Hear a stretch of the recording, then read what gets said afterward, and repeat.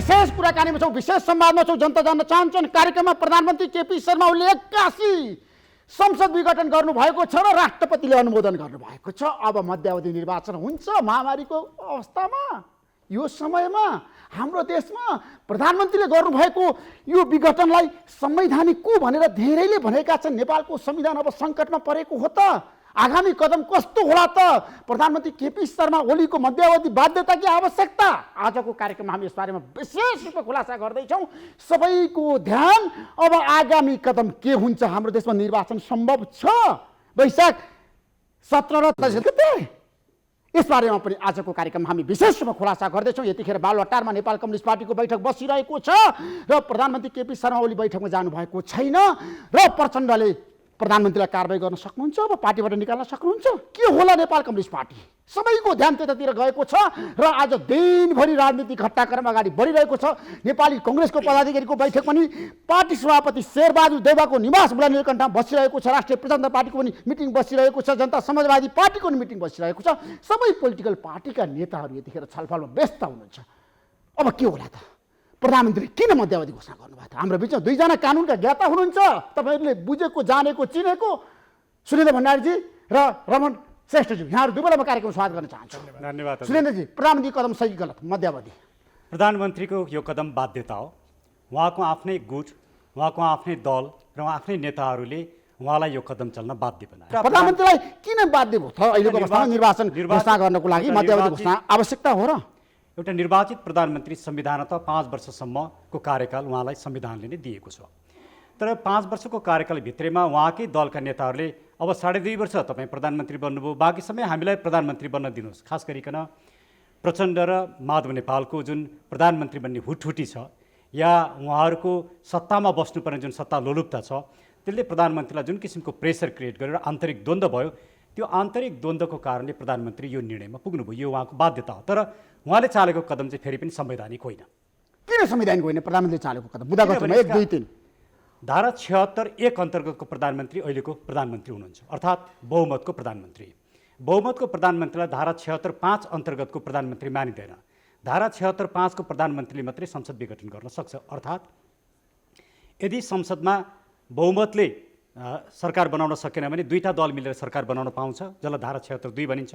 त्यो दुईटा दलले पनि सरकार बनाउन सकेन भने धारा 76(5) अन्तर्गत कुनै संसद सदस्यले म सरकार बनाउँछु र बहुमत पुर्याउँछु भन्छ, त्यसलाई राष्ट्रपतिले प्रधानमन्त्रीको पनि नियुक्त गर्नुहुन्छ र विश्वासको मत प्राप्त गर्न 35 दिनको समय दिइन्छ। त्यो समयभित्र विश्वासको मत प्राप्त गर्न सकेनन् या विश्वासको मत प्राप्त गरे पनि सरकार क्राइसिसमा गयो भने धारा 76(5) को प्रधानमन्त्रीले मात्रै संसद विघटन गर्ने हो। तर एउटा प्रश्न के छ भने प्रधानमन्त्री ओलीले गरेको यो कदमलाई धारा 76 को प्रतिकूल भए तापनि संवैधानिक परम्परा कन्स्टिट्युसनल कन्भेन्सन हेर्ने हो भने विगतमा गिरिजाप्रसाद कोइरालाले संसद विघटन गर्दाखेरि बहुमतको प्रधानमन्त्रीले पार्लियामेन्ट्री फर्म अफ गभर्मेन्टमा संसद विघटन गर्ने प्रेरोगेटिभ राख्छ भनेर अदालतले बोलेको छ र पार्लियामेन्ट्री फर्म अफ गभर्मेन्ट दुनियाँका अन्त पनि यस्ता प्र्याक्टिसहरू छन्। त्यसले गर्दाखेरि एउटा लजिक प्रधानमन्त्रीको पक्षमा के हुन सक्छ भने म पार्लियामेन्ट्री फर्म अफ गभर्मेन्टको प्रधानमन्त्री भएको कारणले म यो अधिकार एक्सर्साइज गरेको हुँ भन्ने कुरा हुन सक्छ। नेपालको संविधानले प्रधानमन्त्री केपी शर्मा ओलीलाई संसद विघटन गर्ने अधिकार दिएको छ? रमण कुमार श्रेष्ठजी, यस्तो छ हेर, सुरेन्द्रजीले राख्नुभएको कुरामा अलिकति फरक कुरो राखौँ। गिरिजाप्रसाद कोइराला प्रधानमन्त्री हुँदाखेरिको 47 सालको संविधान थियो जहाँ प्रधानमन्त्रीलाई संसद विघटन गर्ने अधिकार थियो हेर्नुहोस्।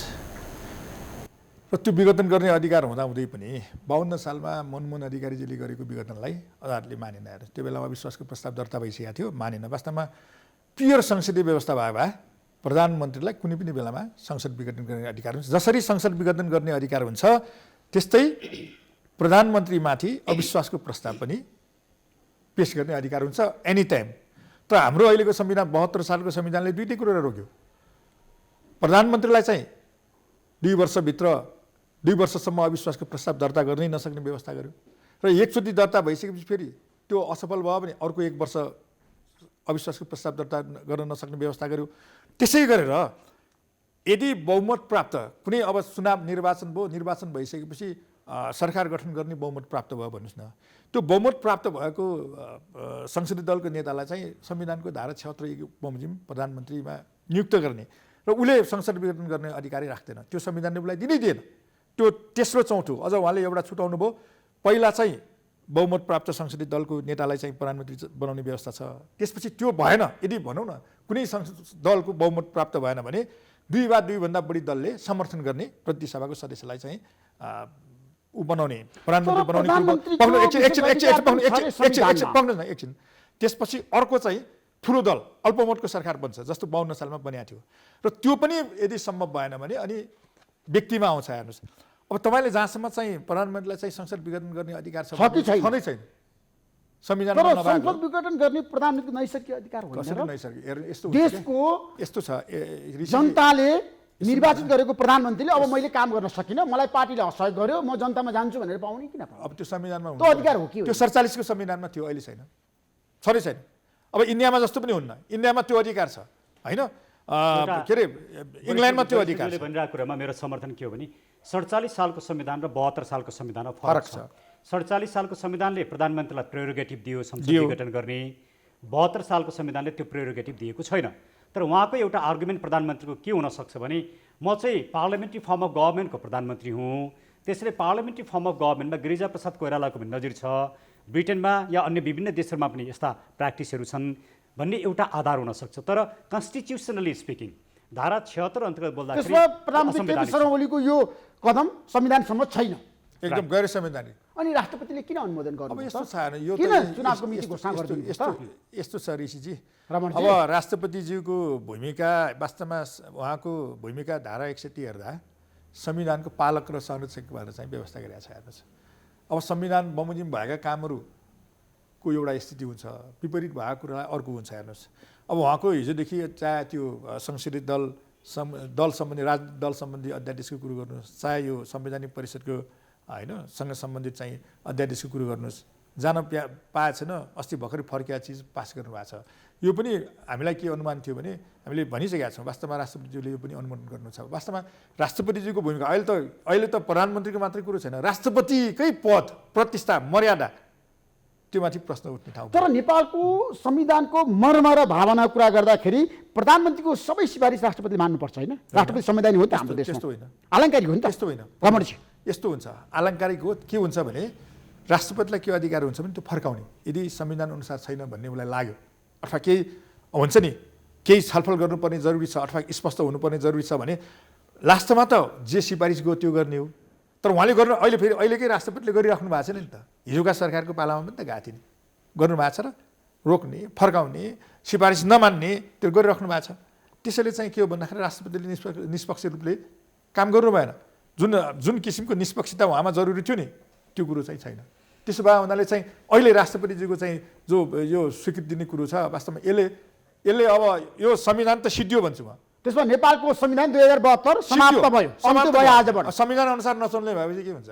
सुरेन्द्रजी, संविधानको अन्त्य भएको तपाईँ के भन्नुहुन्छ? रमणजीले बहुतै गम्भीर विषय उठान गरिदिनु भयो। हामी विगत 2 वर्षदेखि यो संविधानले मुलुकमा काम गर्दैन भन्ने जुन कुरा उठाइरहेको थियौँ, आज उहाँले प्रमाणित गरिदिनु भयो, म थ्याङ्क्स भन्छु। वास्तवमा उहाँले प्रमाणित गरेको प्रधानमन्त्री खड्गप्रसाद ओली र प्रचण्डले प्रमाणित गरिदिनु भयो। प्रश्न के हो भने राष्ट्रपतिको जुन निष्पक्षता छ त्यो निष्पक्षता देखिएन, उहाँले भनेको कुरा एकदमै सही हो। अहिलेको यो मुलुकको सिस्टम नै क्राइसिसमा गयो। राष्ट्रपतिले संविधानभित्र बसेर काम नगर्ने, प्रधानमन्त्रीले संविधानभित्र बसेर काम नगर्ने, दलका नेताहरू संविधानभित्र बसेर काम नगर्ने, सबैलाई सत्ता चाहिने। यो कारणले गर्दाखेरि कन्स्टिट्युसन क्राइसिसमा मात्रै गएन कि अब संविधानलाई सिद्ध्याउने काम भयो। यसले एउटा नयाँ विकल्प अब मुलुकमा नयाँ राजनीतिक लोकतान्त्रिक गणतन्त्र सङ्कटमा पर्यो, आजबाट सङ्कटमा पर्यो, सङ्कटमा पर्यो। यसमा चाहिँ एउटा के भन्नुहुन्छ तपाईको एकछिन ऋषिजी दृष्टिकोण के छ रमणजी? यसमा चाहिँ एउटा के छ अहिले दुईटा संवैधानिक निकाय भन्नुहोस् न, सरकारको प्रमुख र राष्ट्रपतिज्यूले एउटा निर्णय गर्नुभयो, त्यसलाई स्वीकृति दिनुभएको छ। हामीसँग चाहिँ प्रतिनिधि सभा राष्ट्रिय सभा छ, हेर्नुहोस् संवैधानिक निकाय नै छ। यो संविधानको धारा 85 एकले के भन्छ भने संविधान बमोजिम बाहेक प्रतिनिधि सभाको कार्यकाल 5 वर्ष हुनेछ भनेको छ। संविधान बमोजिम विघटन भएकोमा बाहेक। अब अहिले त गैर संवैधानिक रूपले विघटन भएको छ, त्यसैले त्यो संसद सिद्धिया छैन भन्छु म। हामीसँग फेरि अनुभव के छ के पनि छ। प्रतिनिधि सभाको बैठक कसले बोलाउनु त? अब होइन, सभामुखले बोलाउन सक्छ। अनि पनि सबैले बोलाउन सक्नुहुन्छ, त्यो अधिकार छ, नेपालको संविधानको अधिकार दिएको छ सभामुखलाई। अब ठ्याक्क तपाईँले भन्नुभएको कुरो हेर्नुहोस्, अहिले जस्तो भन्नुहोस् न, जुन अहिले प्रतिनिधि सभाको निर्वाचन भएर चुनिएर आएका मान्छेहरू छन् नि, उहाँलाई के प्रधानमन्त्रीज्यूले चुन्नुभयो र होइन? जनताले चुन्या। संविधानमा के व्यवस्था छ? उहाँहरूको कार्यकाल संविधान बमोजिम विघटन भएको अवस्थामा बाहेक 5 वर्ष हुन्छ भनिएको छ। उहाँहरूको कार्यकाल छ 5 वर्ष। 5 वर्ष पुगेको छैन। अब के हुन्छ भने नि अब त्यो सांसदहरूले चाहिँ सामूहिक रूपले छलफल गर्नु पर्यो। हिजो राजा ज्ञानेन्द्रले जुन प्रत्यक्ष शासन सुरु गरिसकेपछि त्यो बेलामा के भएको थियो, चित्रलेखा यादवको अध्यक्षतामा चाहिँ प्रतिनिधि सभाको बैठक बस्या होइन।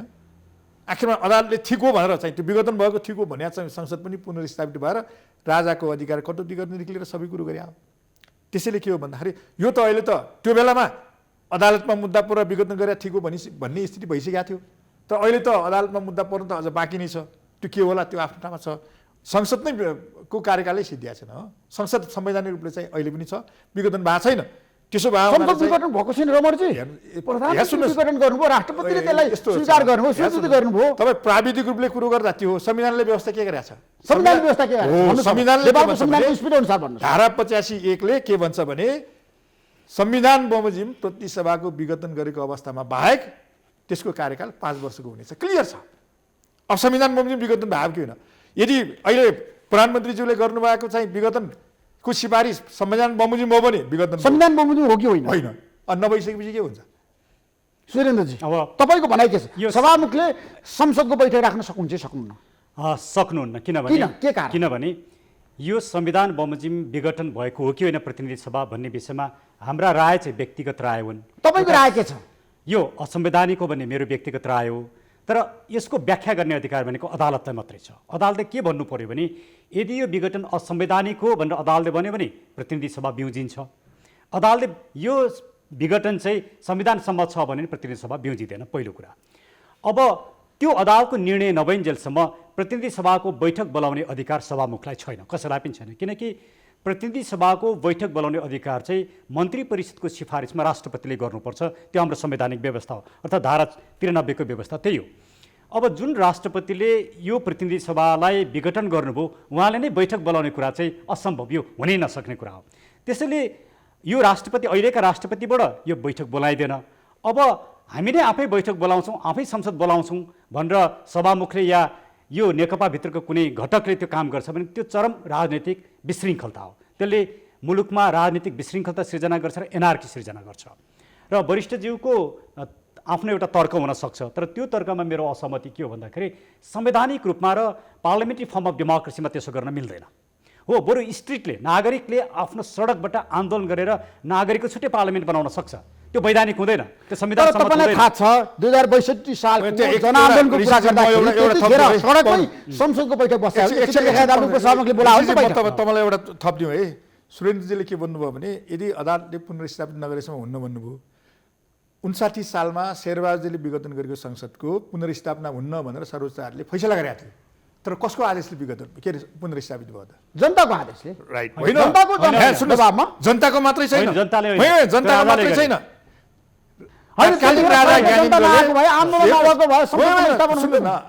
तात्कालीन राजा ज्ञानेन्द्रले के गर्नुभयो? संसद पुनर्स्थापना गर्नुभयो। कसरी गर्नुभयो? अब मैले भन्न खोजेँ अदालत मात्रै होइन। त्यसैले सुरेन्द्रजीले भनेको कुरोमा मैले दिबर राखेको कुरो अदालतले मात्रै पुनर्स्थापित गर्न सक्छ भन्ने होइन। अब अहिले के हुन सक्छ? एकछिन म एउटा कुरो थप्छु है।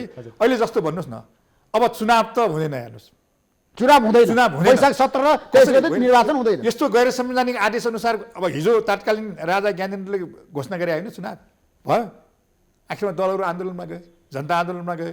त्यसपछि राजाले प्रचण्ड र माधव नेपालले चुनावमा भाग लिनुभयो भने, शेरबहादुरले लिनुभयो भने के हुन्छ? त्यो यहाँ सुन्नुहोस् न, यो कस्तो हुन्छ भने नि अब त्यो चाहिँ उहाँहरूले जान्ने कुरो। हामी संविधानको विद्यार्थीको हैसियतले गैर संवैधानिक रूपले चाहिँ जो घोषणा भएको छ त्यसमा चुनाव हुने एउटा त इन्भाइरोमेन्ट पनि छैन। दोस्रो कुरो त्यो गैर संवैधानिक चुनाव हुँदैन। हेर्नुहोस्, चुनाव नभइसकेपछि आन्दोलनको स्थिति हुन्छ। भोलि जसले घोषणा गरेको थियो विघटन उसैले पुनर्स्थापित गर्छ। हेर्नुहोस्, यहाँ अदालतको कुरै आउँदैन। हेर्नुहोस्, अदालतको कोर्स छुट्टै हो, अदालतको छुट्टै हो। हेर्नुहोस्, किन हामीसँग प्र्याक्टिस के छ भन्दाखेरि अदालतले चाहिँ विघटन गरेको ठिक हो भन्दाखेरि पनि पुनर्स्थापना भएको छ त। अब वरिष्ठज्यूसँग नि राम्रो तर्क राम्रो छ। मेरो डिफर कहाँनिर छ भने हिजोको 47 सालको संविधानमा धारा 127 थियो। धारा 127ले head of the state certain prerogative दिएको थियो र त्यही 127 प्रयोग गरेर राजा ज्ञानेन्द्रले संसद पुनर्स्थापना गरेका हुन्। त्यो 127 अन्तर्गत गरेकोले त्यो लेजिटिमेसी त्यसले प्राप्त गर्यो। अहिलेको संविधानमा धारा 127 जस्तो व्यवस्था छैन। त्यसैले राष्ट्रपतिले एकचोटि विघटन गरिसकेको संसद पोलिटिकल प्रोसेसबाट यो फेरि यसले जीवन पाउन सम्भावना छैन। यो फेरि संसद जाग्ने या संसदको अधिवेशन बोलाउने अब सम्भावना छैन। केवल अदालतले यो संवैधानिक छ भन्यो भने त्यो मात्रै एउटा सम्भावना हो। आन्दोलन गरेर पनि अब यो संसदलाई पुनर्जीवन दिन सकिँदैन, किनकि 47 को कन्स्ट्रक्सन जनताको जनमतलाई त सबैले कदर गर्नुपर्छ नि त। जनताको शासनदेखि अहिलेसम्म हाम्रो देशमा धेरै पटक आन्दोलन भयो, दबावकै कारणले हाम्रो देशमा सिस्टम आएको होइन। जनताले यो संविधान फाल्न सक्छन्, संविधानको विकल्प खोज्न सक्छन्। उहाँले नै भन्यो नि यो संविधान त अब सिद्ध्याउने काम भयो, सिद्धिसक्यो। अब जनताले नागरिकले अर्को एउटा संविधान खोजी गर्छन्, एउटा नयाँ पोलिटिकल कोर्समा जान्छ। तर कतिपय पोलिटिकल कोर्समा जान्छ, कतिपय संवैधानिक भन्नुहोस् सुजनजी। अबको संवैधानिक कोर्स भनेको 3टा। एउटा चाहिँ राज संस्था सहितको लोकतन्त्र, अर्थात् हाम्रो भाषामा नागरिक तन्त्र सहितको राज संस्था। दोस्रो संघीयताको खारेजी, तेस्रो धर्मनिरपेक्षताको खारेजी। यी 3टा पोलिटिकल एजेन्डा अबको मुलुकको पोलिटिकल एजेन्डा हो एउटा। दोस्रो सामाजिक एजेन्डा 2टा छन्। अबको सरकार भनेको दलको सरकार होइन, किनकि सम्पूर्ण समस्याको स्रोत दलहरू भए। अबको सरकार चाहिँ नागरिक सरकार हुन्छ र त्यो नागरिक सरकारले नागरिक आयोग गठन गरेर सबै पञ्चायत कालदेखि आजसम्म सत्तामा बस्ने भ्रष्टाचारलाई कारबाही गर्नुपर्छ। त्यसमा दलका नेताहरू पनि पर्छन्। त्यो भइसके पछाडि मात्रै पोलिटिकल पार्टीहरूमा रिफर्म हुन्छ र कम्तीमा पनि यो नागरिक सरकारलाई 2 वर्षको समय चाहिन्छ र 2 वर्ष पछाडि मात्रै इलेक्सन हुनुपर्छ। यो अहिले उहाँले भन्नु इलेक्सन हुँदैन भन्ने कुरो उहाँले राम्रो कुरा राख्नु होइन। 17 र 27 गतिको निर्वाचन हुँदैन भनेर हामीले भन्न सक्छौँ। राष्ट्रपतिले त चुनाव हुने भएको कारणले गर्दाखेरि उहाँको तर्क र मेरो तर्क फरक छ। उहाँको तर्क तपाईको मेरो तर्क चाहिँ के हो भने चुनाव हुन्छ हैन, हुँदैन। चुनाव हुँदैन, निर्वाचन हुँदैन। हैन, चुनाव हुनु हुँदैन, मध्यावधिको निर्वाचन हुनु हुँदैन किनभने यो पैसामा गरिने, गुण्डामा गरिने, मतदाता किन्ने, उम्मेदवार किन्ने, पैसाका भरमा गर्ने यो लुटतन्त्रको चुनाव हुनु हुँदैन। जबसम्म निर्वाचन प्रणालीमा आमूल परिवर्तन गरिँदैन, आमूल सुधार गरिँदैन, तबसम्म गर्ने निर्वाचनको कुनै अर्थ छैन। रमणजी, निर्वाचनको सम्भावना कति छ ठ्याक्कै भन्नुहोस् है। 17 27 गते निर्वाचन हुन सक्छ सक्दैन हाम्रो देशमा? तपाईँलाई एउटा म भन्छु कि डक्ट्रिन अफ पोइजनस ट्री भन्छ कि विष र वृक्षको सिद्धान्त भन्छ कि विष चाहिँ रोप्ने अमृत फल्छ। अहिले रोपिया के जुन जसको आधार नै गैर संवैधानिक छ, अनि त्यो गैर संवैधानिक आधारमा गरेको सिफारिस अनुसार चुनाव होला, सबैले स्वीकारलान्। तर विगतमा चुनाव भएको छ नि त। यस्तो छ, पूर्व राजा ज्ञानेन्द्र शाहले पनि त चुनाव घोषणा गर्नुभएको थियो नि त। स्थानीय तहको निर्वाचन त भएको थियो। सुन्नुहोस् न, चुनाव कुन बेलामा भयो? राजाले गरेका घोषणा अनुसार चुनाव भएन नि। आन्दोलन गरेर त्यसपछि संसदलाई पुनर्स्थापना गरिसकेपछि, त्यसपछि राजाका सम्पूर्ण अधिकार कटौती गरिसकेपछि जसले चाहिँ गैर संवैधानिक काम गरे हुन्छ त्यसको धेरै अधिकार कटौती गर्नुपर्ने, उसलाई फाल्नुपर्ने हुन्छ। हेर्नुहोस्, त्यही चुनाव हुन्छ। त्यसैले चाहिँ के हो भन्दाखेरि अहिले अब चुनावको सम्भावना त छोडिदिनुहोस्। यो खालि चुनाव गर्नलाई चुनाव घोषणा गरे पनि होइन। चुनाव घोषणा भएको अब यो अझ केही दिनपछि अझ आउला होइन। अहिलेसम्म त धेरै पिक्चरमा आइसकेको छैन। हेर्नुहोस्, किनभने 72 सालको संविधानलाई सिद्ध्याउनुको लागि मुलुक भित्रबाट मात्र होइन कि बाहिरबाट पनि त्यो प्रयासहरू भएको थियो। कुन देशबाट भएको? देशको नाम बताउनै पर्दैन। तपाईँ थाहा छैन राष्ट्र भारतले खेले कि चीनले खेले कि भूमिका कसले खेले? नेपालमा नाकाबन्दी कसले लगाए? संविधान बन्ने बेलामा लाग्यो होइन र? त्यसले धेरै कुरो गर्नु पर्दैन। हेर्नुहोस्, हामीलाई थाहा छ को लागेको थियो भन्ने कुरो हामीलाई थाहा छ। त्यसैले संविधान फाल्नुपर्ने कुरोमा धेरैको मत मिलाएको छ कि त्यसमध्ये प्रधानमन्त्रीको अहिलेको काम भने संविधान फाल्ने काम हो। यो अब त्यो संविधान फाल्ने काम अनुसार अब कि यो संविधान फालेर नयाँ संविधान आउने स्थिति भयो भने चुनाव होला, कि यही संविधान अनुसार हुनुपर्ने हुन्छ? हेर्नुहोस्, अब दुईवटा त छ हामीसँग बाटो। कि यो संविधानले खडा गरेको अब हाम्रो देशमा राष्ट्र संस्था आउँछ भन्नुभयो उहाँले, त्यो सम्भावना छ कि छैन? हिन्दू राष्ट्र बनाउनलाई भारतको चाहना छ। उहाँले भनेको दुईटा कुरा संहिता खारेज गर्नुपर्छ। अबको पहिलो कोर्स भनेको, पहिलो एजेन्डा भनेको यो त के हो भने यो संविधान आउँदाखेरि संविधानको विशेषता भनेको गणतन्त्र, धर्मनिरपेक्षता र संहिता, अरू कुरो पनि छन् होइन। यो 3टा चिज फालेपछि त यो संविधान रहँदै रहँदैन, नयाँ चिज चाहिन्छ। त्यसैले अब अहिलेको अब हाम्रो विकल्प भनेको कि यो संविधानलाई फाल्ने हो कि यो संविधान अनुसार गर्ने हो। हेर्नु, संविधान अनुसार गर्ने हो भने अब संसद पनि जाँदैन। हेर्नुहोस्, त्यो संसद पुनर्स्थापित हुन्छ होइन, कसरी हुने भन्ने कुरो। अब एक त संसदीय विघटन भएको छैन भन्छु म, किनभने गैर संवैधानिक रूपले गरे विघटनले विघटन हुँदैन नि। तपाईँलाई एकछिन मान्नुहोस् न, तपाईँलाई एउटा उदाहरण भन्छु। तपाईँलाई कसैले मर्यो भनिदियो भने तपाईँ मर्या हुन्छ कि नमर्या हुन्छ?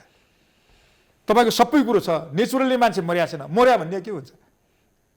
अब संविधानले चाहिँ 5 वर्षको आयु दिएको छ, संविधान बमोजिम विघटन गरेको अवस्थामा बाहेक भनिएको छ, र संविधान बमोजिम विघटन भएकै छैन भनिसकेपछि स्थिति के छ?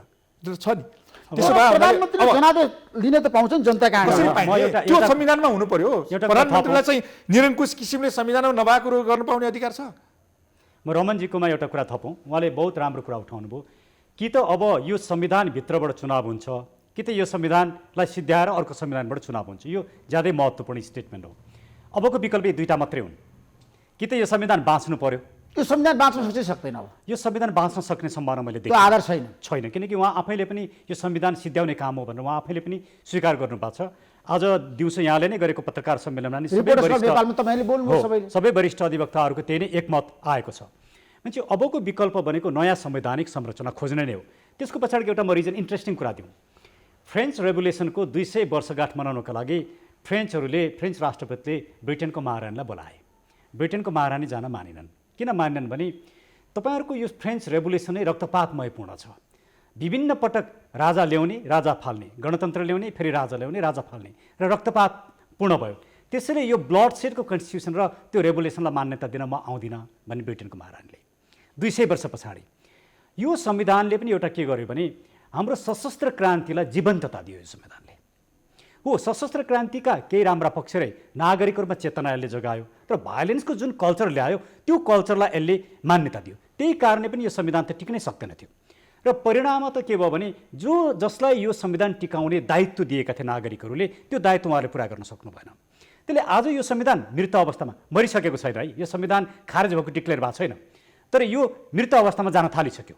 त्यो कोर्समा अब यो गयो। तर जनताले ल्याएको संविधान हो नि त 2072 को संविधान त। अब जनताले ल्याएको संविधान सभाबाट आएको पहिलो संविधान हो, इतिहास संविधान हो। संविधान सभाबाट कसरी आयो? जनताको प्रतिनिधिले बनाएको संविधान त हो सुरेन्द्रजी। एकदमै ठिक कुरा गर्नुभयो ऋषि सरले। जनताले संविधान सभाले बनाएको संविधान के हुन्छ भने संविधान सभाबाट बनाइसकेपछि मूलतः फेरि रेफरेन्डममा लगिन्छ। यसलाई रेफरेन्डममा लगिएन पहिलो कुरा। दोस्रो कुरा, संविधान सभाले त वास्तवमा यो संविधान कम्प्लिट नै गरेको थिएन। 2-3 जना नेताहरू कोठामा बसेर यसलाई एकदमै स्पिड अप गरेर गियर अप गरेर यो संविधानलाई जारी गर्ने काम भयो। त्यस बेलाको सुभाष निमाङका स्टेटमेन्टहरू यहाँले हेरे हुन्छ। 1 मिनट ढिला गरेको यो संविधान आउँदैन थियो भनेर उहाँले भनेर हतारमा राष्ट्रपतिलाई जसरी बोलायो, जसरी घोषणा गर्न लगाइयो, यो चाहिँ त्यसरी ल्याइएको संविधान हो। फेरि 2 दिनसम्म जुन नागरिकहरूको मत बुझ्यो, मत बुझ्दाखेरि त नागरिकहरूले हिन्दू धर्मको पक्षमा दिए 90% लगभगले, त्यो कुरालाई यसमा राखेन। र अन्तिम मिनटमा धर्मनिरपेक्षता अन्तिम मिनटमा छिरायो। सुभाष निमाङले धर्मनिरपेक्षतालाई छिराएका भन्ने कुरो त बाहिर आएको छ। यो सम्पूर्ण कुराले हेर्दाखेरि त्यो संविधान सभा नै अटोनोमस थिएन, यसको अटोनोमी नै राखेन। संविधान सभामा हुइप लाग्दैन, पार्लियामेन्टमा हुइप लाग्न सक्छ, तर संविधान सभामा हुइप लाग्दैन। त्यसैले यो संविधान सभा अटोनोमस नभएको कारणले नेपाली नागरिकहरूले बनाएको संविधान हो भन्ने कुरामा ठुलो प्रश्न चिन्ह छ। अबको राजनीति कता जाला रमणजी? के होला मुलुकमा? कानुनी रूपमा, राजनीतिक रूपमा र एउटा तपाईँले छ नि संवैधानिक रूपमा हामीले समीक्षा गर्दाखेरि मुलुक सङ्कटमा हो। अब मुलुक त सङ्कटमा त गइसक्यो नि, किनभने जसले संविधानको पालन गर्नुपर्ने उसले पालन गर्न छोडिहाल्यो छ।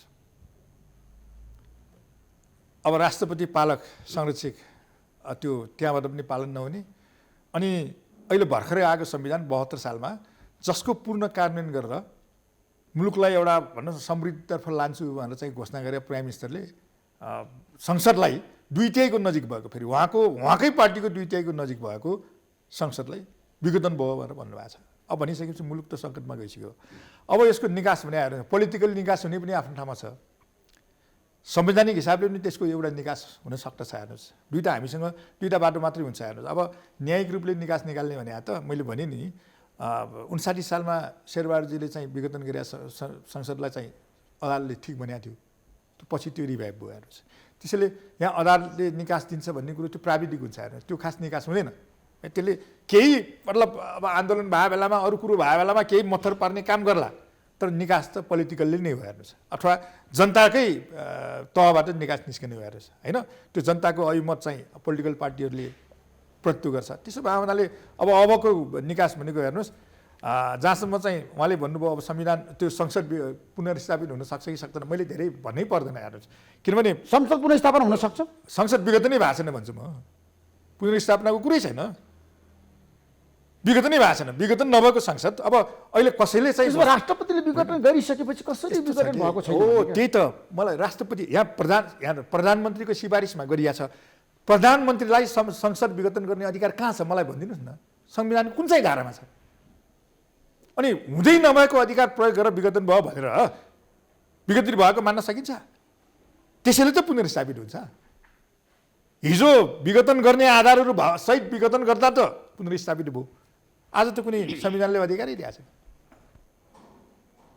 त्यसो भए हुनाले के हो भन्दाखेरि अबको कोर्स भनेको के हो भन्दाखेरि अब यो दलहरूमै भर पर्छ। हेर्नुहोस्, अब दलहरूले चाहिँ निकास दिन सकेनन् भने जनताले दिन्छन् हेर्नुहोस्, होइन दलले मात्रै त्यसो निकास दलीय दिन्छ भने व्यवस्था हाम्रो देशमा असफल भयो भनेर भन्दा होइन, हुन्छ आजबाट? असफल भयो भन्ने त प्रमाण के अरे व्यवहारले देखाइरहेछ। अब हामीले भन्नै नपर्ने भयो क्या। एउटा कुरा उहाँका दुई तिनवटा कुरा मैले भन्नुपर्ने कुरा उहाँले भनिदिइरहनु भएको छ, तर उहाँसँग मेरो एउटा असहमति चाहिँ कहाँ छ भने म दलीय व्यवस्था असफल भएको ठान्दिनँ। दलका नेताहरू असफल भए, दल असफल भयो। दल भन्नु, दलका नेता भन्नु, दलीय व्यवस्था भन्नु फरक हो। हामीले दलीय व्यवस्थाको विकल्प खोज्न मिल्दैन। त्यसैले दलहरूलाई सुधार गर्नुपर्छ, दलका नेताहरूलाई कानुनी दायरामा ल्याउनुपर्छ। आजको भ्रष्टाचारका नायक र भ्रष्टाचारलाई संस्थापित गर्ने काम उहाँहरूले गर्नुभएको छ, उहाँहरूलाई कारवाही गरिनुपर्छ। त्यसैले अबको यो आन्दोलन, अबको निकास उहाँले क्लियरली भन्नुभएको छ, म उहाँसँग सहमत छु। कि त यो संविधानभित्रबाट निकास दिन्छ कि संविधानलाई फालेर नागरिकहरूले एउटा निकास दिन्छ, नयाँ विकल्पमा जान्छ। म यो संविधानभित्रबाट अब निकास आउँछ भन्ने पक्षमा छैन। त्यसैले नयाँ संवैधानिक कोर्समा मुलुक जान्छ, त्यो नयाँ संवैधानिक कोर्समा गएपछि निकास आउँछ। तर अब त्यो निकास निकाल्ने भूमिका राजनीतिक दलहरूले खेल्न सक्दैनन्। किन सक्दैनन् भने अहिलेका राजनीतिक दलहरूले खेल्न सक्दैन, निकास दिन सक्दैनन्। उहाँहरू कोसिस गर्नुहुन्छ, भोलिदेखि उहाँहरू जुलुसमा आउनुहुन्छ, सडकमा आउनुहुन्छ, तर नागरिकले पत्याउँदैन। किनभने आजको सम्पूर्ण व्यतिथिको कारक तत्त्व को? कसले यो संवैधानिक सङ्कट निम्त्यायो? यो मुलुकमा सङ्कट कसले निम्त्यायो? उहाँले त क्लियरली भन्नु पनि राजनीतिक सङ्कटमा मुलुक गइसक्यो, संवैधानिक सङ्कटमा मात्रै होइन। यो सङ्कट कसले निम्त्यायो? यिनै दल र यिनै दलका नेताहरूले होइन। दलको खारेजीको कुरा होइन, दललाई प्रतिबन्ध लगाउनु हुँदैन, खारेज गर्न हुँदैन, तर दललाई सुधार गर्नुपर्छ, नेताहरूलाई कारवाही गर्नुपर्छ। त्यसैले यो जुन आजको विशृङ्खलित अवस्था सिर्जना भएको छ, यो विशृङ्खलित अवस्थाबाट अब मुलुकलाई निकास दिनुपर्छ। रमणजी, अहिलेको अवस्थामा प्रदेश सरकारको कुरा आउँछ होइन, सङ्घीय पार्लियामेन्ट पो विघटन भयो, अनि प्रदेशको पार्लियामेन्टहरू के हुन्छ अब? होइन, त्यो त संविधानले कायमै राखेको छ, त्यो विघटन भए पनि छैन होइन। त्यसैले चाहिँ एउटा कुरो के हो भने संविधान मरिसकेका छैन, संविधानलाई सिद्ध्याउने प्रयासहरू भएको छन् हेर्नुहोस् होइन। त्यसो भए हुनाले अब यो संविधानलाई सिद्ध्याउने प्रयासकै क्रममा अहिलेको संसद विघटन भयो हेर्नुहोस्, प्रतिनिधि सभालाई विघटन गरिया हो। त्यसो भए हुनाले यसलाई स्थापित गरेर ठिक ट्र्याकमा लान सक्ने ठाउँहरू छन्, त्यो खेल्ने भूमिका खेल्ने निकायहरू पनि छन्। अब उनीहरूले भूमिका कस्तो खेल्छन्, यदि सकेनन् भने त्यसको विकल्प जनताले दिन्छन् हेर्नुहोस्। आखिरमा जनतै सबभन्दा ठुलो कुरो हो नि, जनताले विकल्प दिन्छन्। अब उहाँहरूले सक्नुहुन्छ सक्नुहुन्न भन्ने कुरो हेर्न बाँकी छ हेर्नुहोस्, के गर्नुहुन्छ अब त्यो त हामीले हेर्ने हो हेर्नुहोस् होइन। त्यसो भए हुनाले यो संविधान एकदमै खराब छ, यसले गरे सबै व्यवस्था खराब छ, त्यो होइन हेर्नुहोस्। संविधान उत्कृष्ट छ हेर्नुहोस्, तर त्यसलाई कार्यान्वयन गर्ने तहमा कार्यान्वयन हो, त्यही त यही त संविधानले त सबैले कुन्छे होइन। अहिले यस्तो छ समाप्त पारे होइन, त्यो संविधानलाई के गर्यो भन्दाखेरि संविधानभित्र भएका लुपहोलहरूलाई दलका नेताहरूले हेर्नुहोस् यसरी दुरुपयोग गरेका छ। त्यो 47को संविधान पनि त्यही भएर गएको हेर्नुहोस्, अहिलेको संविधानलाई पनि त्यसरी दुरुपयोग गरिएको छ हेर्नुहोस्। त्यो दुरुपयोग गरेका कारणले यो ठाउँमा हामी आएछौँ। त्यसैले अब उहाँहरूले सच्याउने, सुधार्ने, समस्या समाधान गर्ने पनि उहाँहरूकै काँधमा छ अहिलेसम्म। अब भोलि उहाँहरूले सक्नु भएन भने जनता 47 सालको संविधान जान त 10-12 वर्ष लागेको थियो, यो संविधान जान त 5 वर्ष पनि लागेन। त्यो त यस्तो नि काम पनि त त्यसरी गरियो नि त। 47 संविधानमा जसरी ढिलो काम हुन्थ्यो अहिले त एकदम स्पिडमा। अब राष्ट्रपतिले चाहिँ स्वीकृति दिने हेर्नुहोस् त कति मिनटमा दिएको छ, फिर्ता पनि कति घन्टामा हुन्छ हेर्नुहोस्, फेरि जारी हुन्छ हेर्नुहोस्। कुरो त्यो छ नि त, जुन स्पिडमा एक्सन भयो त्यही स्पिडमा रियाक्सन हुने हो हेर्नुहोस् होइन। हिजो 47 सालको संविधान आउँदाखेरिको एक्सन र रियाक्सन ढिलो थियो, आज एकदम सुपरफास्ट भएको छ, अनि सुपरफास्टले चाहिँ रियाक्सनहरू आएको छ। प्रधानमन्त्रीले जसरी संसद विघटनको प्रस्ताव लिएर जानुभयो त्यसलाई उहाँले स्वीकार्नुभन्दा पहिला छ नि सबै पक्षसँग, विज्ञहरूसँग, कानुनविदहरूसँग छलफल गर्नुपर्ने हो कि होइन? एकदम राम्रो प्रश्न। जस्तो उहाँले सुरुमा पनि उठाउनु भएको थियो, राष्ट्रपतिको अहिलेको भूमिका के हो भने 1 घन्टाभित्र हतारमा प्रधानमन्त्रीको सिफारिस स्वीकृत गर्ने होइन। उहाँ संविधानतः प्रधानमन्त्रीले क्याबिनेटले गरेको सिफारिस स्वीकृत गर्न बाध्य हुनुहुन्छ, तर यो बिचमा उहाँलाई एउटा अधिकार छ, त्यो अधिकारमा कन्सल्टेसन गर्ने। किनकि उहाँ संविधानको रक्षक हो, उहाँले राजनीतिक दलहरूसँग कन्सल्टेसन गर्नुपर्थ्यो, लयरहरूसँग कन्सल्टेसन गर्नुपर्थ्यो, मिडियासँग कन्सल्टेसन गर्नुपर्थ्यो, समाजका वरिष्ठ व्यक्तिहरूसँग कन्सल्टेसन गर्नुपर्थ्यो। के हो त करेक्ट पोलिटिकल कोर्स, के हो त करेक्ट कन्स्टिट्युसनल कोर्स, त्यो खोज्नु पर्थ्यो, उहाँले खोज्नु भएन। यसले के देखायो भने अहिलेको राष्ट्रपति चाहिँ एउटा दलको मात्रै नभएर एउटा गुटको मात्रै होइन, एउटा गुटभित्र एउटा व्यक्तिको कब्जामा हुनुहुन्छ उहाँ। यो राष्ट्रपति प्रणालीले, यो गणतन्त्रको यो प्रणालीले काम गर्न सकेन, त्यसैले यो असफल भयो। यो असफल बनाउनमा राष्ट्रपति र प्रधानमन्त्रीको ठुलो भूमिका छ र दलका नेताहरूको ठुलो भूमिका छ। त्यसले उहाँहरू जसलाई यो संविधान बचाउने जिम्मेवारी दिएको थियो, जसले यो संविधानलाई जीवन्त बनाउनु पर्थ्यो, उहाँहरू नै असफल हुनुभयो। यसको अर्थ के हो भने उहाँहरू मात्रै असफल भएको नि सिस्टमै असफल भएको। सिस्टम र सिस्टमलाई कार्यान्वयन गर्ने त्यसका एक्टरहरूको बिचमा घनिष्ठ सम्बन्ध हुन्छ। एक्टरहरू चाहिँ असफल हुने, सिस्टम चाहिँ सफल हुने हुँदैन। सिस्टम र एक्टरहरू एकै बाजी असफल हुन्छन् र यो चाहिँ सिस्टम र एक्टर दुवै एकै बाजी असफल भएको दृष्टान्त हो। रमणजी, मलाई के बताउनुहोस् भन्दाखेरि हाम्रो देशमा लोकतन्त्र अभिशाप भएको लोकतान्त्रिक व्यवस्था साँच्चीकै टिकाउन नसकेको हो। अब यस्तो छ हेर्नुहोस्, संसारको सबै हिस्ट्री हेर्दा लोकतान्त्रिक व्यवस्था जस्तो राम्रो कुनै छैन। अब त्यो लोकतान्त्रिक व्यवस्थालाई सञ्चालन गर्ने त्यसका एक्टरहरू खराब हुँदा व्यवस्थाप्रति नै समस्या के अरे प्रश्न उठ्नु स्वाभाविक हो। जस्तो अहिले सुरेन्द्रजीले भन्नुभयो यो व्यवस्थै खराब भयो हुनाले त्यो एक्टर पनि खराब भयो भनेर भन्नुभयो। तर व्यवस्था र एक्टरलाई छुट्याएर हेर्न जरुरी छ, त्यसको पनि लिमिटेसन हुन्छ। हेर्नुहोस्, आज संविधान आएको कति भयो? 72 सालमा आएको, आज 4-5 वर्षै भएको छ, 4-5 वर्ष भयो होइन। पहिलो चुनाव भएको छ, तर सुरुवातै के भयो भने जस्तो 47 सालको संविधान आइसकेपछि पनि त्यो 2-3 वर्षमै त्यहाँ चाहिँ त्यो सुरुको गभर्मेन्टले के गर्यो, गिरिजाबाबुको जो सरकार आयो होइन, पहिला त अन्तिम सरकार थियो, त्यसपछि गिरिजाबाबुको सरकार आएको, बहुमत प्राप्त दलले सरकार सञ्चालन गर्नै सकेन। हेर्नुहोस्, त्यो विविध कारणले सकेन होइन, आफ्ना कमजोरी थियो होला, अर्काका कमजोरी थियो होला, देशी विदेशीले खेलायो होला। तर कुरो के हुन्छ भने आफू सबभन्दा स्वच्छ हुनु पऱ्यो, आफूले त्यो संविधानलाई चाहिँ कार्यान्वयन गर्ने प्रयास गर्नु पऱ्यो। अब अहिले प्रधानमन्त्रीज्यूले बोल्नुभयो सबै कुरोहरू हेर्दा उहाँ संहिताको पक्षमा पनि हुनुहुन्न, गणतन्त्रको पक्षमा पनि हुनुहुन्न, देखिन्छ त्यो हेर्नुहोस्। अनि संविधान प्रधानमन्त्री केपी शर्मा ओली गणतन्त्र पक्षमा हुनुहुन्छ, उहाँको भाषा त्यस्तो देखिन्न। गणतन्त्रको आन्दोलन भएको बेला उहाँले चाहिँ बैलगाडा चढेर अमेरिका पुगिन्छ भन्नुहुन्थ्यो। संहिताको बारेमा उहाँकै नजिकका मान्छेहरू हामीले त बाध्य भएर स्वीकार्यौँ भनेर भन्नुभएको छ। भने संहिता र गणतन्त्रको विरोधी भए मान्छे अब उहाँले गर्दाखेरि प्रदेशका सरकारहरूलाई प्रशासनिक इकाइ भन्नुभयो। हेर्नुहोस्, जब संविधानले उसलाई एकदम स्वतन्त्रता दिएको छ, हेर्नुहोस् त्यसको लिमिटेसन त छ, लिमिटेसन सबैको हुन्छ। सङ्घको सरकारको अधिकार के, उसको काम कर्तव्य अधिकार के, प्रदेश सरकारको के, स्थानीय सरकारको के। अहिले त फेरि सरकारको कन्सेप्टमा हामी गइसकेका छौँ। हेर्नुहोस्, स्थानीय पनि सरकार हो। हेर्नुहोस्, अब त्यो अवस्थामा उहाँले बोल्नु भएको कुराहरू अब प्रशासनिक इकाइ भन्नुभयो। प्रशासनिक इकाइ भयो भने संहिता कहाँ गयो? त्यो संहिता विरोधी दृष्टिकोण थियो। हेर्नुहोस्, त्यसैले उहाँको स्टेटमेन्टहरू सुरुदेखि संहिता र गणतन्त्रको विरुद्धमा देखिएको स्थिति छ। अब गर्दा गर्दै उहाँ चाहिँ प्राइम मिनिस्टर नहुँदा उहाँले चाहिँ यदि प्राइम मिनिस्टरले सबै अधिकार आफूमा सेन्ट्रलाइज गरेर काम गर्नुमा त्यो निरङ्कुश हुन्छ भनेर उहाँले नै बोल्नु भएको छ। आज अब सबै उहाँले आफूलाई सेन्ट्रलाइज गर्नु भएको छ र संविधानमा नभएको कामहरू उहाँले गर्नुभएको छ। अब निरङ्कुशता त्यहाँ पनि देखियो। त्यसैले चाहिँ अब उहाँको कारणले गर्दाखेरि हेर्नुहोस्, अब एक्टरको कारणले गर्दा जुन तर्क आयो नि, नेपाल कम्युनिस्ट पार्टीले प्रधानमन्त्रीको कदमलाई साथ दिला कि नदिला? अब नेपाल कम्युनिस्ट पार्टीको स्थिति त हामीले देखिसकेका छौँ। हेर्नुहोस्, अब यो किन यो बालुवाटार बैठक भयो, त्यसैले अब होइन बैठक उहाँहरूले गर्नु होला, सारा कुरो गर्नु होला कि अब देखाएको छौँ हामीले। नेपाली कङ्ग्रेसले के गर्ला? यहाँ अहिले त पार्टीको मात्रै कुरो छैन, जनताको सरकारको विषय पनि हो, मुलुकको सरकारको विषय हो। तपाईँ के दल केपी शर्मा ओली र शेरबहादुर देउवाको बिचमा सहमति भएको कुरा त अख्तियारको प्रमुख ल्याउनको लागि आयुक्त ल्याउनको लागि पनि देख्यो। ऋषिजी, केपी ओली र शेरबहादुर देउवाले सहमति गरेर सिस्टम पाल्न पाइन्छ? सकिन्छ कि सकिन्छ भन्नु पऱ्यो। त्यसैले कुरो यही हो नि। त्यसैले कुरो के हो भन्दाखेरि अब हेर्नुहोस्, अब यो संविधान अब हुन चाहिँ सुरेन्द्रजीलाई बडो गजब भएको छ। उहाँहरूले त आन्दोलन गरिराख्नु भएको थियो, अब राजा जरुरी छ है, यो राष्ट्रपति भने चाहिँ झन् यसले खराबी गर्यो होइन, यस्तो थियो। संविधान बाँच्छ बाँच्दैन त्यो त आफ्नो ठाउँमा छ, तर संविधान राम्रो छ। संविधानलाई कार्यान्वयन गर्ने एक्टरहरू खराब भए, जसको कारणले गर्दा संविधानमाथि पनि प्रश्न उठ्या छ है कि संविधान बचाउन सकिन्छ 2072 सालको संविधान? त्यो अब यस्तो छ, हेर्नु कसले बचाउने? हेर्नु सुन्नुहोस् न, यो फेरि यस्तो छ। हेर्नुहोस् ऋषिजी, एउटा कुरो कस्तो हुन्छ भने अब हामी कति सचेत छौँ नेपाली जनता त्यो आफ्नामा छ। पहिलो कुरो त दलको काँधमा गएको छ।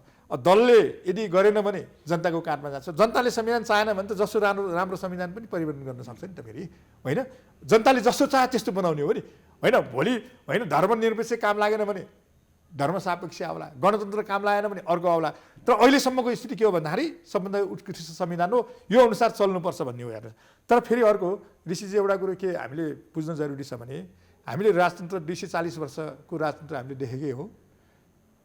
अब संवैधानिक पनि देखायौँ, प्रत्यक्ष पनि देखायौँ होइन, त्यसपछिका अरू पनि हामीले देखाएको छौँ। हेर्नुहोस्, त्यसैले अहिलेसम्म देख्दा त्यो ठाउँबाट त्यो जस्तो भन्नुहोस् न, सेरेमोनियलले के गर्छ, अहिलेको राष्ट्रपतिले के गर्ने? हामीले राजै फर्कायौँ भने पनि सेरेमोनियल फर्काउने के रोल हुन्छ? त्यसैले त्यो राजा ल्याउँदैमा फेरि हुन्छ भन्ने कुरो होइन। हेर्नुहोस्, गर्ने जनताले चुनेका मान्छेहरूले गर्ने हो। तर गरेन नि जनताले चुनेको मान्छेले, यो त यस्तो यो यसको लागि के हो भने नि सुन्नुहोस् न, यो एउटा कुरो यस्तो छ कि अब यो निर्वाचनै कस्तो छ भन्दा निर्वाचनै नहुने स्थिति एक्टरहरूले खडा गरिरहेछन् कि वास्तवमा त्यो त के हुनु पर्थ्यो भने एक आवधिक निर्वाचनमा त एउटा निर्वाचन सम्पन्न भइसकेपछि अर्को निर्वाचन शान्तिपूर्ण रूपले भएर सत्ता हस्तान्तरण गर्ने स्थितिमा लानुपर्ने, यहाँ त निर्वाचनै गर्न नदिने स्थितिहरू सुरुदेखि बनाइएको छ। हेर्नुहोस्, त्यो 47 सालको संविधानको अवस्थामा पनि बनाइयो, अहिले पनि बनाइएको छ, जसको कारणले गर्दाखेरि अब निर्वाचन पनि नहुने अनि अरू विकल्पहरू अगाडि आउने जो सम्भावनाहरू बढाएर गएको छ। वास्तव यो अब प्रतिगामी कदम भन्छु के भयो, अहिलेको कदम भनेको चाहिँ प्रतिगामी हो। हेर्नुहोस् यसले चाहिँ के गर्छ भन्दा मुलुकलाई ठिक ठाउँमा लान्न। हेर्नुहोस् अब मुलुकलाई ठिक ठाउँमा नलैसकेपछि अब द्वन्द्व, विग्रह, आन्दोलन होइन, अझ चाहिँ बढी ध्वंस यही कुरो निम्ताउने भयो। त्यसैले चाहिँ के हो भन्दाखेरि अझै पनि हामीसँग समय छ, समय घर्क्या छैन, संवैधानिक निकायहरू छन्, करेक्सन गर्ने ठाउँ छ, करेक्सन गर्ला सर्वोच्च अदालतले। तपाईँलाई विश्वास छ? होइन, सर्वोच्च अदालत मात्रै भने संसदै छ नि, सभामुख हुनुहुन्छ, सभामुख जाने हिम्मत छ, साथ छ, अब थाहा छैन त्यो विघटन भएको संसद बोलाउने। हिजो बोला होइन, हिजो बोला होइन, साहबको गाले होइन आज पार्टीको निर्णय मान्नु होला, प्रचण्डको निर्णय। होइन ऋषिजी, हिजो उहाँको लागि पनि त राजनीति दाउ छ नि त। त्यो त दाउ हुन्छ नि। अब राजनीति गर्दाखेरि त त्यही हो म पनि केही कुरा राखौँ है, राजनीति गर्दाखेरि त्यो हुन्छ। हेर्नुहोस् जसले हिम्मत साथ राम्रो काम गर्छ त्यसको स्थापित पनि हुन्छ, राम्रो उहाँको त मुद्दाहरू बिउताइँदै छ अदालतमा। मुद्दा छोडिदिनु, मुद्दा दीर्घकालीन मुद्दा हेर्नु त प्रधानमन्त्रीले त राख्दिनु भयो पेशीमा। कुन चाहिँ होइन, त्यो पेशी नियमित थियो हेर्नु, त्यो गलत। फेरि त्यो पत्रकार बाहिर चर्चा भयो होइन, बाहिर चर्चा त हुन्छ नि हेर्नु, त्यो फेरि कन्टिन्यू थियो कि पेशी। अहिले हो र 2-3 वर्ष भइसक्यो त्यो पेशी भयो होइन, त्यसैले अहिले भयो होइन त्यो। तर चाहिँ कुरो के भने मुद्दा चाहिँ कुन चाहिँ नेतालाई मुद्दा लागेको छैन, अहिलेको प्राइम मिनिस्टरलाई मुद्दा लागेको थिएन, जेल बस्या होइन। त्यसैले हेर्नु मुद्दा भने लाग्छन्। तर राजनीति गर्नेहरूले ठिक समयमा ठिक किसिमको काम गरे, आँट गरे, त्यसले एउटा मुलुकलाई ठिक ठाउँमा लान्छ। गलत आँट गरे, गलत किसिमको निर्णय गरे, गलत किसिमको परिणाम आउने काम गरे, त्यसले मुलुकलाई बिगार्छ। हेर्नुहोस् सुरेन्द्रजी, रमणजीको कुरामा तपाईँको विमति छैन नि? सभामुखले बैठक बोलाएर संविधान बचाउन सक्नुहुन्न, त्यसमा मेरो विमति। उहाँका अरू धेरै कुरामा मेरो सहमति। उहाँले जुन एनालिसिस गर्नुभएको छ, राम्रो एनालिसिस गर्नुभएको छ, त्यसमा मेरो सहमति। तर किन सक्नुहुन्न भने औपचारिक रूपमै यो प्रतिनिधि सभा विघटन भइसक्यो। तपाईँकोमा हामीले दिउँसो पत्रकार सम्मेलन गरिन्जेलसम्म राष्ट्रपतिले विघटन गर्नुभएको थिएन, त्यसमा स्वीकृति दिनुभएको थिएन। त्यो बेलासम्म के होला भनेर हामी बोलिराखेका थियौँ। तर त्यो पत्रकार सम्मेलन सिद्धिने बेलामा उहाँले विघटनलाई स्वीकृति दिइसक्नु भएको थियो। यस पछाडि अब प्रतिनिधि सभा विघटन भइसकेको छ। यसलाई बिउताउने एउटै मात्रै विकल्प भनेको सर्वोच्च अदालतले असंवैधानिक छ भनेर बिउतायो भने बिउतिन्छ। यो आन्दोलनबाट यो प्रतिनिधि सभा बिउतिँदैन, किनकि धारा 127 जस्तो व्यवस्था राजनीतिक मुद्दामा सर्वोच्चले हात हाल्ला। यो राजनीतिक संवैधानिक विषय हो नि, यो राजनीतिक विषय मात्रै होइन। तर राजनीतिक विषयवस्तु हो नि त। प्रधानमन्त्रीले संसद विघटन गरेर मध्यावधि घोषणा भोलि अदालतले व्याख्या गर्ला नि। यो संवैधानिक इस्यु पनि जोडिएको राजनीतिक विषय हो। अनि यो पोलिटिकल डक्ट्रिन क्वेसन हो कि यो कन्स्टिट्युसनल क्वेसन हो भन्ने कुरा त अदालतले व्याख्या गर्ला। हामी त्यो अहिले अदालतले के गर्छ भन्ने विषयमा अहिले प्रिजम्सन नगरौँ। तर अदालतले बिउतायो भने संसद बिउतिने भयो। अब अदालतले बिउतिनमा धेरै व्याख्याका धेरै कुराहरू अहिले हामी त्यसमा अनुमान नगरौँ। मलाई के लाग्छ भने उहाँले सुरुमा भन्नुभएको उहाँका दुईवटा स्टेटमेन्ट नै पर्याप्त छन्। मेरा सम्पूर्ण धारणा त्यसैमा आउँछन्। यो संविधानलाई समाप्त पार्ने दिशामा लगियो, यो संविधान खारेज गर्ने काममा अहिलेको सरकार र अहिलेका नेताहरू उद्धत भए। एउटा कुरा त्यो स्टेटमेन्टमा मेरो सहमति। दोस्रो, मुलुकमा राजनीतिक क्राइसिस सुरु भयो। अब यो राजनीतिक क्राइसिसलाई हामीले सम्बोधन गर्न सकेनौँ भने पोलिटिकल पार्टीले सम्बोधन गर्छन् भन्ने उहाँको जुन अपेक्षा छ, हेरौँ भन्ने जुन कुरा छ, म केमा विश्वस्त छु भने पोलिटिकल पार्टीले यो सम्बोधन गर्न सक्दैनन्। किन सक्दैनन् भने यो क्राइसिसको सूत्रधार नै पोलिटिकल पार्टी र त्यसका नेताहरू हुन्। त्यसैले अब पोलिटिकल पार्टीले नै सरकार देलान्, अब विकल्प देलान् भन्ने कुराले चाहिँ मुलुकलाई झनै सङ्कटमा लान्छ। त्यसैले हामीले नागरिक सरकार चाहिन्छ भनेर जुन कुरा नागरिक सरकार कसको नेतृत्व बनाउने? आन्दोलनकारी शक्तिहरूको नेतृत्वमा नागरिक सरकार बन्छ, जो पोलिटिकल पार्टी। आन्दोलनकारी भने त काङ्ग्रेस र कम्युनिस्ट होइन र अहिले? काङ्ग्रेस र कम्युनिस्ट कहाँ आन्दोलनकारी हुन् र? उनीहरू कहाँ आन्दोलनमा छन् र? आन्दोलनकारी तपाईँहरू? उनीहरू हामी हौँ, हामी सडकमा छौँ वर्षौँदेखि, हामी हौँ आन्दोलनकारी। नागरिकहरूले पत्याएको शक्तिले अब सरकार बनाउँछ, त्यसलाई नागरिक सरकार भनिन्छ। अब दलको विकल्पको दलको विकल्प किन चाहियो भने यो मुलुकमा भ्रष्टाचारलाई अन्त्य नगर्ने हो भने, सत्ताको लोलुपता र लोभलाई अन्त्य नगर्ने हो भने, यो राजनीतिक विशृङ्खलता जुन चाहिँ यो नियमित रहन्छ, संसद बिउजे पनि अहिलेका जुन राजनीतिक प्रब्लम देखे ती फेरि कायम हुन्छन्। त्यसैले यो सिस्टम त अब चल्नेवालै छैन। जुन प्रचण्डमा या माधव नेपालमा, खड्गप्रसाद ओलीमा, शेरबहादुर देउबामा जे राजनीतिक महत्त्वकाङ्क्षा देखियो त्यो महत्त्वकाङ्क्षा समाप्त हुनेवाला छैन, किन उहाँहरूको चरित्र नै त्यो बनिसक्यो। यो चरित्रकै समाप्ति गर्नुपर्दछ, यसकै अन्त्य गरिनुपर्छ। त्यो भनेको अबको राजनीतिक विकल्प हो। जस्तो उहाँ गणतन्त्रको वकालत गर्नुहुन्छ, म राज संस्थाको वकालत गर्छु। मैले अघि पनि उहाँलाई भने अब तपाईँ हामी एउटा अलायन्स बनाएर जानु पऱ्यो। उहाँले भने म त गणतन्त्रको पक्षमा छु भन्नुभयो। अब हामी सबैले सोच्ने बेला आयो। म पनि हिजो गणतन्त्रको लागि लडाइँ लडेको व्यक्ति हो, म 3.5 वर्ष जेल बसेको व्यक्ति हो। तर मेरो गणतन्त्रले अब मुलुक बचाएर, त्यसैले हामीले संसदबाट नै सिस्टम खराब भएर व्यक्ति खराब भनेर उहाँले भन्नुभयो। मैले एउटा सिस्टम त सर्वश्रेष्ठ छ नि, उत्कृष्ट छ नि। एउटा इक्जाम्पल लोकतन्त्र एउटा इक्जाम्पल दिन्छु। दक्षिण कोरियामा राष्ट्रपतिको एकजना साथीले करप्सन गरिन्, त्यसमा राष्ट्रपतिको सहमति थियो भने राष्ट्रपतिलाई 25 वर्ष जेल हालियो। उहाँकै महाधिवक्ता, उहाँ पनि महाधिवक्ता भएको व्यक्ति हो, उहाँकै महाधिवक्ताले मुद्दा चलाएर जेल। सिस्टम ठिक हुँदा यस्तो हुन्छ। हाम्रोमा सिस्टमले कामै गरेन, सिस्टमलाई काम गर्नै दिइएन, त्यसले एक्टर पनि खराब भयो, सिस्टम पनि खराब हो। अब सिस्टम किन खराब हो भन्दाखेरि धर्मनिरपेक्षताको कुरा गरौँ। धर्मनिरपेक्षता अहिलेको हाम्रो सिस्टम हो, जसले हाम्रो सिङ्गो सभ्यता संस्कृति परम्परालाई समाप्त पार्ने काम गरिरहेछ। अब यो ठिक सिस्टम हो भनेर भन्न सकिन्छ? संहिताको कुरा, दुईवटा मात्रै इक्जाम्पल। संहिता बचाउनलाई हामीलाई 126 रुपियाँ प्रत्येक वर्ष चाहिन्छ भने हाम्रो आय स्रोत राजस्वबाट 100 रुपियाँ आउँछ। त्यो 26 रुपियाँको डेफिसिट हामीले कहाँबाट ल्याउने? एउटा प्रश्न।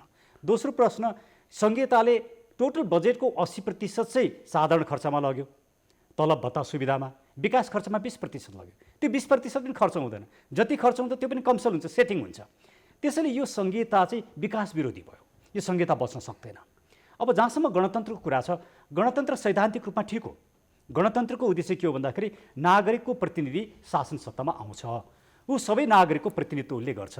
तर अहिलेका हामीले जुन दुईवटा राष्ट्रपति हेऱ्यौँ, उहाँले नागरिकको प्रतिनिधित्व गर्न सक्नु भएन, गुटको प्रतिनिधित्व गर्नुभयो, दलको प्रतिनिधित्व गर्नुभयो, एउटा व्यक्तिको प्रतिनिधित्व गर्नुभयो। कुनै सिफारिस हुन्छ 1 घन्टामा 1 मिनटमा उहाँ स्वीकृति गरिदिनुहुन्छ, कुनै विवेक प्रयोग गर्नुहुन्न, संविधानका विषयहरूमा छलफल गर्नुहुन्न। यसले के देखायो भने यो हेड अफ द स्टेट अहिलेको गणतन्त्रको सिद्धान्त नै यहाँ समाप्त भइसकेको अवस्था छ।